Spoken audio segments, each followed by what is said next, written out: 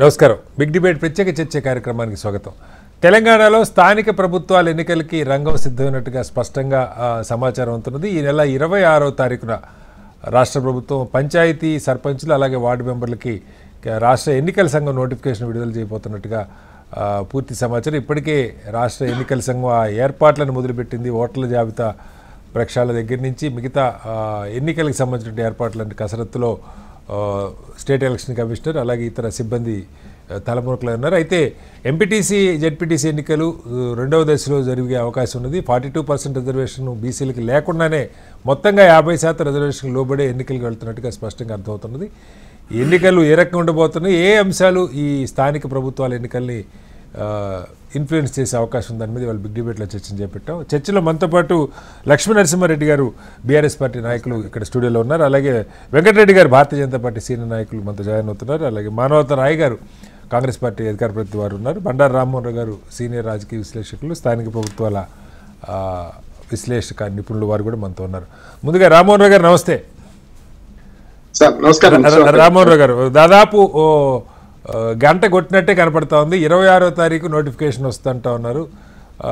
వేగంగా బహుశా డిసెంబర్ 15 లోపు అది 2 దశలా 3 దశలా ఇంకా ఖరారు కాలేదు. కానీ పంచాయతీ వార్డు మెంబర్లు, సర్పంచ్లు వార్డు మెంబర్లు అయితే పూర్తి చేసే ఆలోచనలో ఉన్నారు.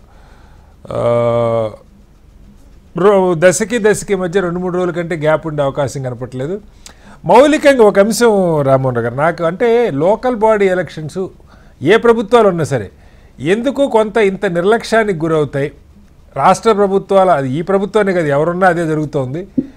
ఇప్పుడు తీరా చూస్తే 20 రోజుల్లో మొత్తం ఎన్నికల ప్రక్రియ పూర్తి అయిపోయేలా కనపడుతుంది.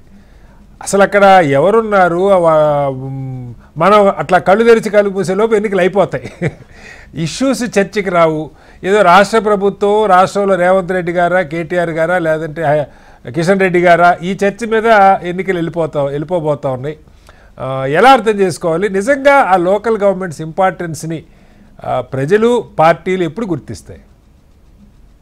శ్రీనివాసరావు గారు, మీకు అట్లాగే లక్ష్మీనరసింహారెడ్డి గారికి, వెంకటరెడ్డి గారికి, మానవతరాయ్ గారు, హెచ్ఎంటీ ప్రేక్షకులకు నమస్కారం. మంచి ప్రశ్న అడిగారు, నాకు మంచి అవకాశం ఇచ్చే ప్రశ్న అడిగారు. ఎందుకంటే అందరం లోకల్ బాడీస్ మీద పనిచేసిన నేను వార్డు మెంబర్ నుంచి ముందు పెడితే ward member, sarpanch, MPP president, MLA పోటీ చేసి ఓడిపోయాను.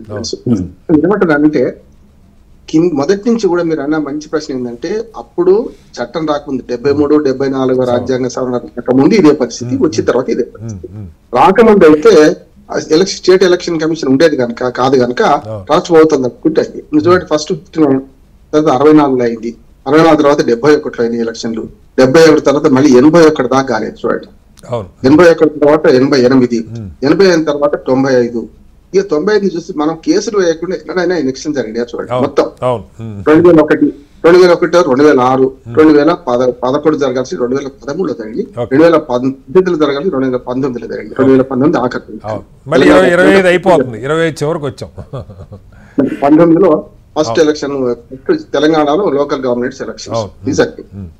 ఏమంటున్నాం, ప్రతిసారి మీకు ఆలస్యం ఎందుకైతుంది అంటే రాజ్యాంగం రాకముందు, అంటే రాజ్యాంగ సవరణ కాకముందు ఆలస్యం అంటే దాన్ని అర్థం చేసుకోవచ్చు. నేను చెప్పాను కదా, రాష్ట్ర ప్రభుత్వం ఇక్కడ ఉండేది ఎన్నికలు జరిగేది, లేకపోతే 10-12 ఏళ్ళు ఆగిన సందర్భాలు ఉద్దేశం ఏంది, 73, 74 ప్రతి పంచాయతీ నుంచి మొదలుకొని మనకు జిల్లా పరిషత్ వరకు, అంటే మున్సిపాలిటీ మొదలుపెట్టి కార్పొరేషన్ల వరకు ప్రతి 5 ఏళ్లకు ఒకసారి ఎన్నిక జరగాలి. ఫస్ట్ రూల్ 73, 74 రాజ్యాంగ సభలో ఫస్ట్ రూల్ అదే.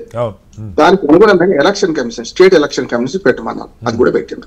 స్టేట్ ఫైనాన్స్ కమిషన్ కూడా, ఎందుకంటే ఇప్పుడు మనకు నేషనల్ సెంట్రల్ ఫైనాన్స్ కమిషన్ అంటే నీతి ఆయోగ్ ఇప్పుడు ఉంది, అంతకుముందు ప్రణాళిక సంఘం ఉంటే వాళ్ళు ఎట్లా కేటాయించే వాళ్ళు, స్టేట్ ఫైనాన్స్ కమిషన్ ఏర్పాటు. 3వది, 4వది 33% రిజర్వేషన్లు ఏది మనకు మహిళలకు, ఇప్పుడు 50 చేస్తున్నారు, అది సంతోషం.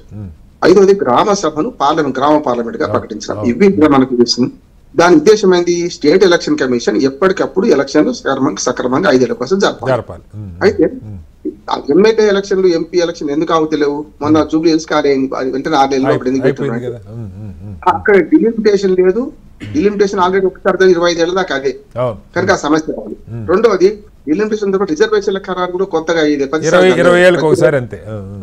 20 కూడా కదా, యాక్చువల్ గా మనకు డిలిమిటేషన్ యాక్ట్ అయితే 51, 61, 71, 80, 71 వరకు కరెక్ట్ జరిగింది. 71 మళ్ళీ 2001 దాకా జరగలేదు. 71 లిమిటేషన్ యాక్ట్ తర్వాత అవును. 2001 25 ఏళ్ళకి వాయిదా వేశారు. దాని కారణాలు చాలా ఉన్నాయి. దక్షిణ భారతదేశం, ఉత్తర భారతదేశం జనాభా ఇంత వేరు కనుక ఇప్పుడు మళ్ళీ 2026లో జరగాల్సి ఉంది ఏది డిలిమిటేషన్. కనుక సమస్య వస్తలేదు చూడండి పార్లమెంటు అసెంబ్లీకి ఎందుకు వస్తలేదు? రిజర్వేషన్ల ఖరారు వేరే కాదు, ఒకసారి చేస్తున్నారు. దాంతో పాటు డిలిమిటేషన్ ఒకసారి చేస్తే 25 ఏళ్ళకి పనికొచ్చింది. ఇక్కడికి వచ్చేటప్పుడు ప్రతిరోజు పరగడిపోయినట్టు శివశంకర్ గారు ఇక్కడ జరుగుతుంది ఏంటంటే డిలిమిటేషన్ రిజర్వేషన్ల ఖరారు రాష్ట్రపతికి అప్పచెప్పారు. 73వ రాజ్యాంగ సభలో చిన్న లోపం ఏంటంటే ప్రతిసారి డిలిమిటేషన్ వీళ్ళే చేయాలి, రిజర్వేషన్ల ఖరారు వీళ్ళే చేయాలి. దాంతో ఏమైతుందంటే ఇది చేయండి వాళ్ళు చేయలేరు కదా. కానీ చట్టం ఇంతమంది ఏర్పాటు ఉందంటే అక్కడ 6 నెలల ముందుగా వాళ్ళు ఏర్పాటు చేసుకోవచ్చు అసెంబ్లీ కానీ పార్లమెంట్ కానీ. చూస్తాం కదా ఉప ఎన్నికలు ఎప్పుడు వస్తాయంటే 6 నెలల లోపు వస్తాయంటాం ఎప్పుడైనా పోయినా లేకుండా ఆయన చేసిన. ఇక్కడికి వచ్చేవాళ్ళకి మేము 3 నెలల టైం పెట్టిందండి.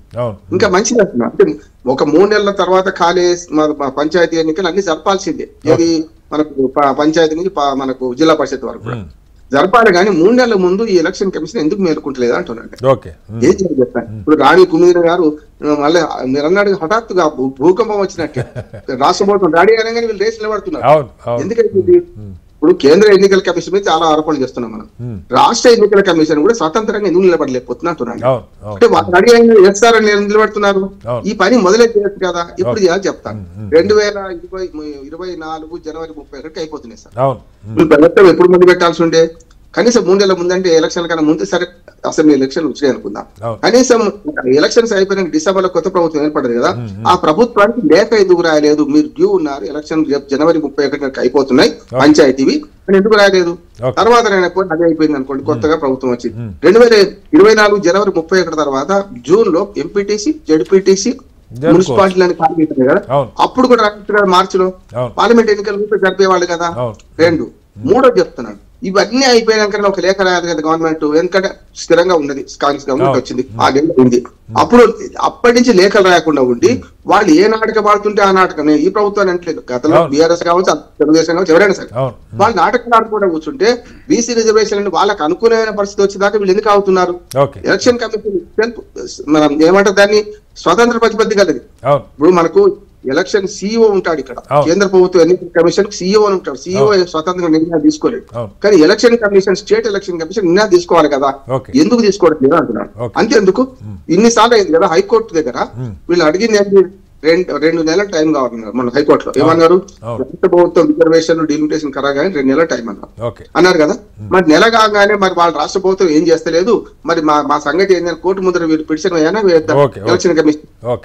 ఎలక్షన్ కమిషన్ స్వతంత్రత కోల్పోతుంది కనుక ఇప్పుడు రెడీ అంటే రెడీ, నాట్ రెడీ అంటే నాట్ రెడీ అంటున్నాడు. ఇది ఎలక్షన్ కమిషన్ స్వతంత్రతకు భంగం అంటున్నాడు.